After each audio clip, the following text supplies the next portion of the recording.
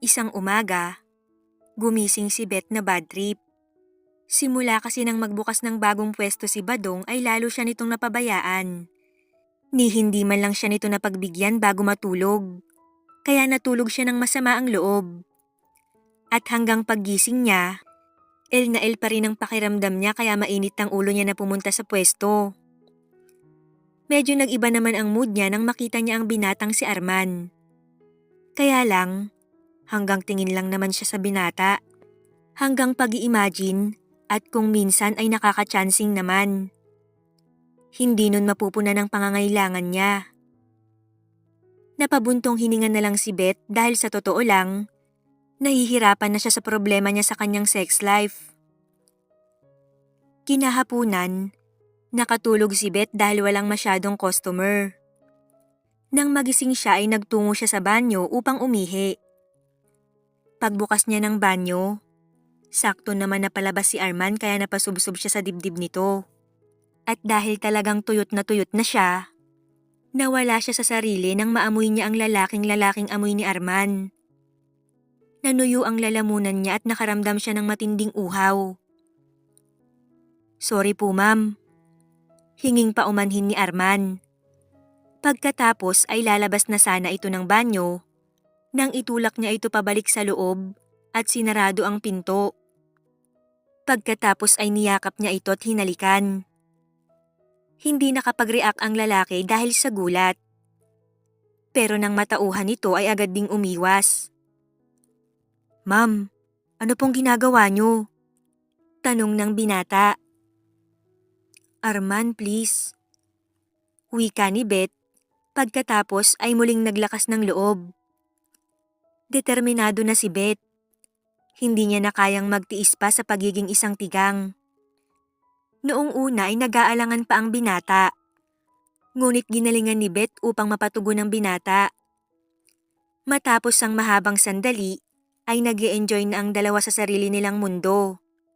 At ang pobreng binata, nagpatangay na rin sa panunukso ng amo.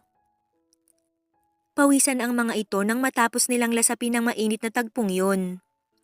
Bagamat walang nangyari, ay masaya si Beth dahil nakadama siya ng konting aruga sa isang lalaki. "Sorry po ma'am." Wika ni Arman sa kanya at saka dali-daling lumabas ng banyo. Hindi naman alintana ni Beth ang sinabi ng binata.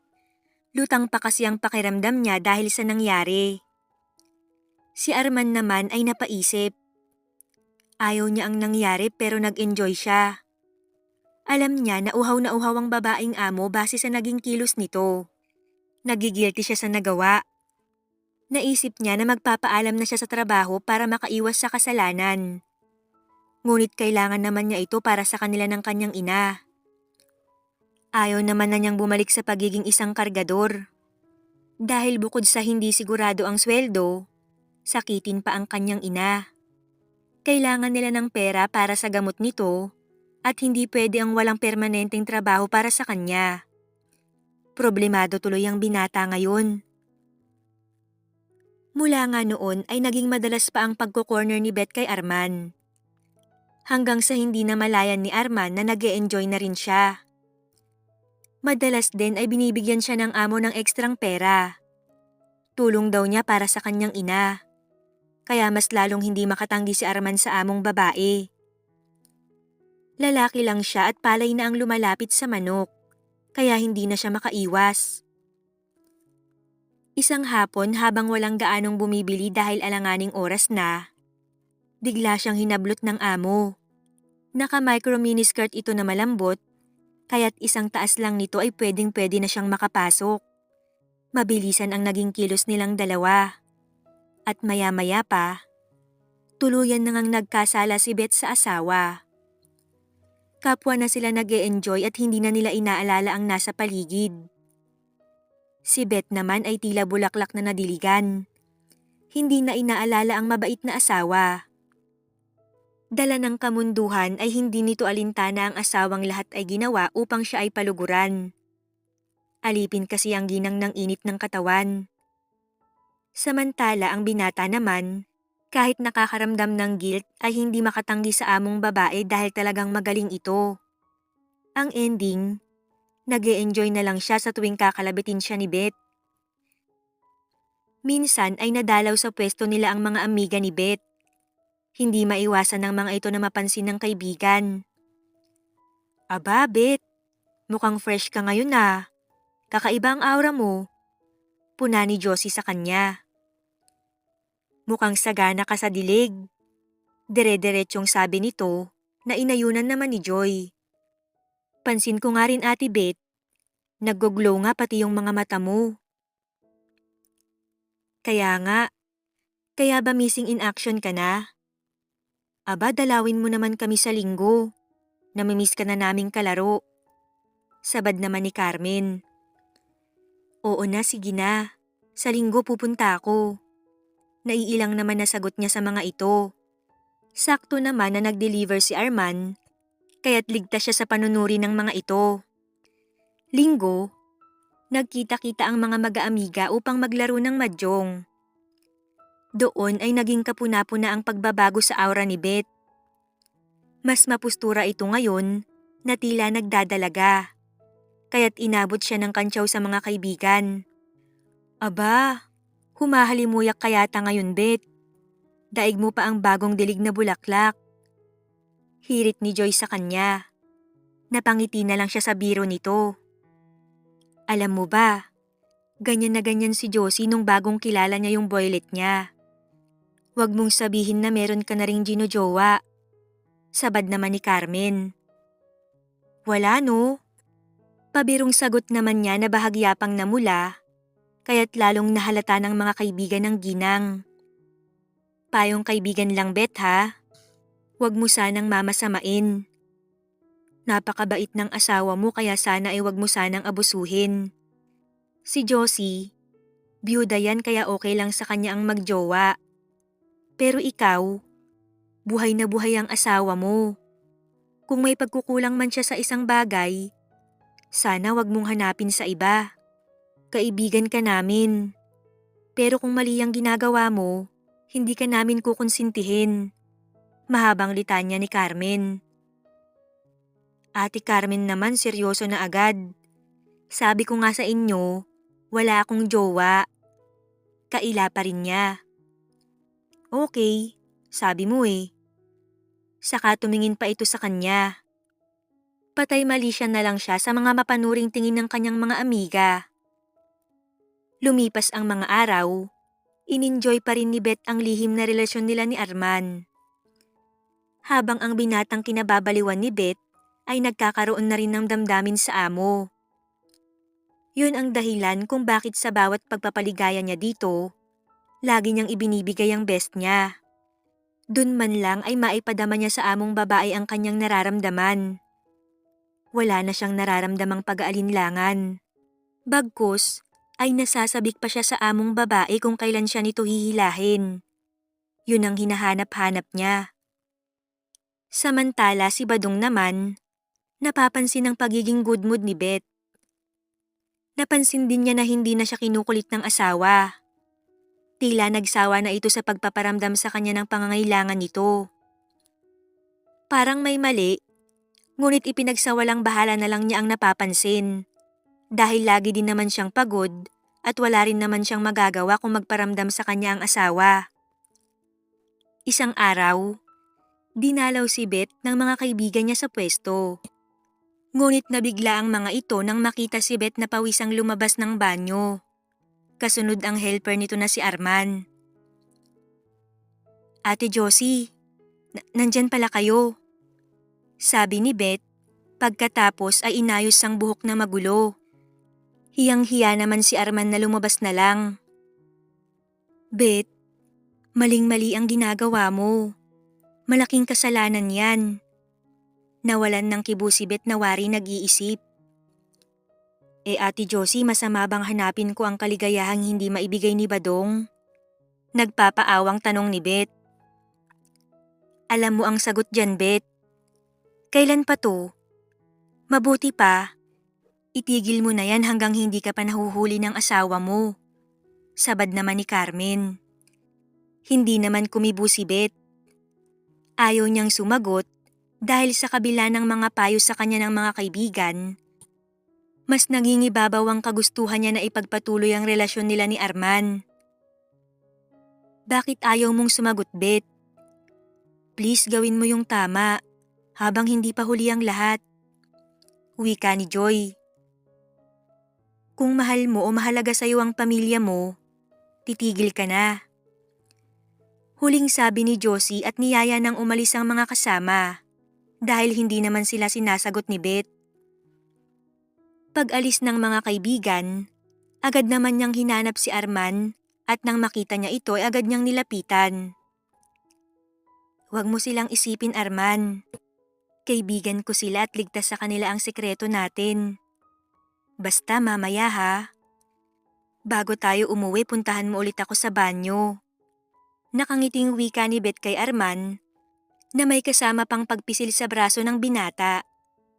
Binaliwala lang ni Beth ang payo sa kanya ng mga kaibigan. Anniversary ni Beth at Badong, hindi man lang binati ni Beth ang asawa. Kaya naman hindi maiwasang magtaka ni Badong dahil hindi man lang ito binati ng asawa. Pero binaliwala na lang yun ni Badong at nagplano na lang ng sorpresa para sa mahal na asawa. Maagang nagsara ng pwesto si Badong. Nagpagupit ito at nagpakulay ng buhok bago bumili ng punpun ng bulaklak para sa asawa. Inihanda rin niya ang set ng alahas na regalo niya sa asawa. Walang halaga ang presyo para kay Badong, basta para sa mahal na asawa. Nang matapos ang lahat ng dapat niyang gawin, sumakay na siya sa kotse at pinuntahan sa pwesto ang mahal na asawa. Nagpark pa ito sa kabilang pwesto upang hindi siya agad makita ni Beth. Dala ang bulaklak na ikinubli sa likod. Excited na pumasok si Badong sa pwesto. Sa kanyang pagtataka, wala siyang makitang tao doon. Wala si Beth at wala din ang helper. Bakit walang tao dito? Mahina niyang usal. Kaya't hinanap niya ang mga ito. Pagdating niya sa kaha, nakita niya na nandoon ang bag at phone ni Beth. Kaya mas lalo siyang nagtaka kung nasaan ito. Hanggang sa may narinig siyang isang ingay kaya hinanap niya kung saan nanggagaling yun. Habang papalapit siya sa may gawin ng banyo, papalakas ang ingay na naririnig niya. Hindi siya maaaring magkamali. Boses yun ng kanyang asawa. Biglang may kumirot sa dibdib ni Badong. Wala pa man siyang nakikita, may ideya na siya kung ano ang nangyayari. Upang makasiguro ay lumapit siya sa pinto ng banyo. Hinawakan niya ang doorknob at unti-unti niyang binuksan yun. Doon ay tumambad sa kanya ang hubad na katawan ng asawa at ni Badong. Hindi siya napansin ng mga ito dahil nakatalikod sila sa pintuan. Abalang-abala sa ginagawang pagtataksil sa kanya. Beth, usal niya sa pangalan ng asawa. Sakalang napalingon ng dalawa, na nagulat ng husto, kaya mabilis na naghiwalay. Kita ang takot sa mukha ng asawang pawisan at hinihingal pa. Hindi kinaya ni Badong ang nasaksihan, kaya mas lalong tumindi ang sakit sa balikat niya, papuntang dibdib. Bigla ay parang naubos ang lahat ng hangin sa katawan nito, at bigla itong nawalan ng malay. Dali-daling nagbihis si Beth at dinaluhan ng asawa. Napasigaw pa ang ginang nang makitang halos wala ng buhay ang asawa. Tulala din naman si Arman at takot na takot ito dahil hindi lang iskandalo ang aabutin nila kung ano man ang mangyari sa among lalaki. Agad niyang binuhat si Badong nang makapagbihis at dinala sa kotse.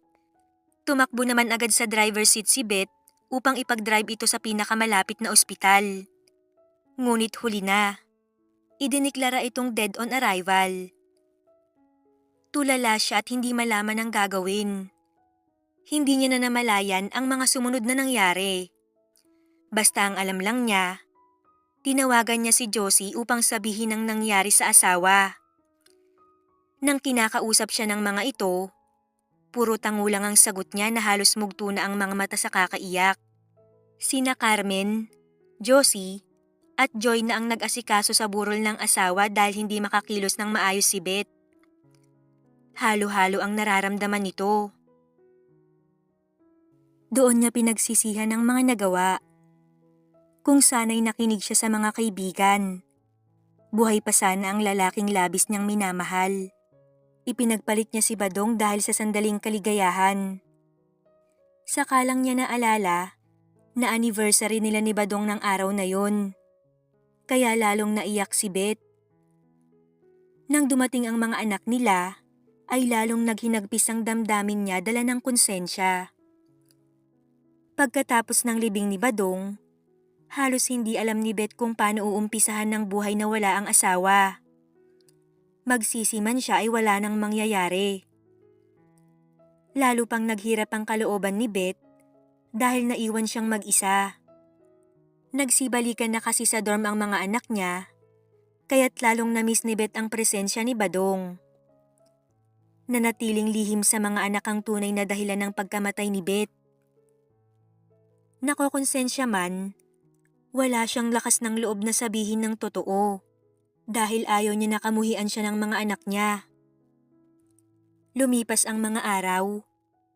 Pilit nilabanan ni Beth ang lungkot at konsensyang nararamdaman.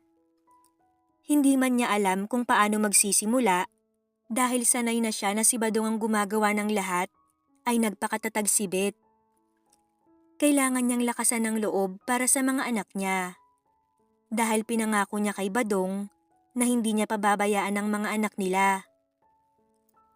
Upang makapagsimula ng bagong buhay, nagpasya si Beth na ibenta na ang pwesto kung saan namatay ang asawa. Madaming masasaya at mapapait na alaala doon. Ngunit kailangan niyang ibenta yun dahil lalo lang siyang mahihirapang makapagsimula kung patuloy niyang maaalala ang mga nagawang kasalanan.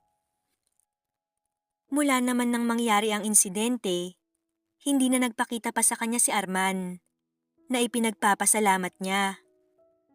Pinagtuunan na lang ng pansin ng ginang ang bago nilang pwesto. Malakas din naman ngunit hindi gaya ng sa dati nilang pwesto. Pero para sa kanya ay sapat na yon.